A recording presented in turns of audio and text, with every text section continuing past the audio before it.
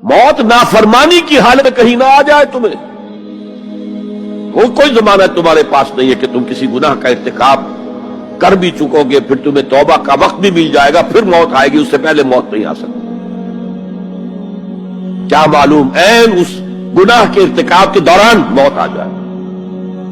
وہ موت کیسی ہوگی؟ شاید آپ کے علم میں ہو, لکھنؤ کے ایک بہت بڑے شاعر تھے اور ان کی موت بہت ہی مکروہ حالات میں واقع. رات کو 2-3 بجے, جس کو آپ انگریزی میں کہتے ہیں in the small hours of the morning, شراب خانے سے نکلے, نشے میں دھت, چکر آیا, گرے, اور ساتھ ہی بدرو جا رہی تھی گندی نالی, اس میں گر گئے, وہاں سے لاش برآمد. کیسی موت ہے یہ؟ نافرمانی کی حالت میں موت آئی ہے, شراب کے نشے کی حالت میں موت آئی ہے.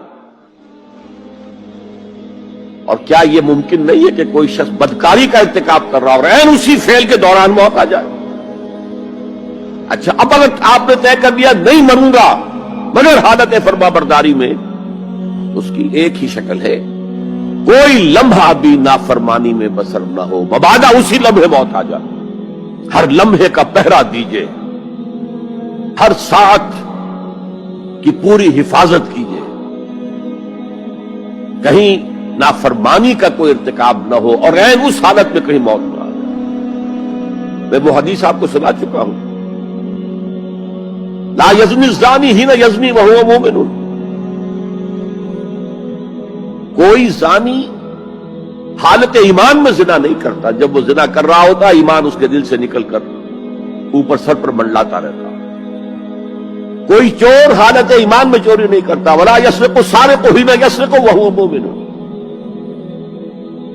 کوئی شرابی حالت ایمان میں شراب نہیں پی سکتا, ولا یشرب الخمر حین یشرب وہو مومن. اگر ایمان بھی ہو دل میں اور یہ حرکات بھی ہو رہی ہو تو وہ ایمان 2 پیسے کا نہیں, 2 ٹکے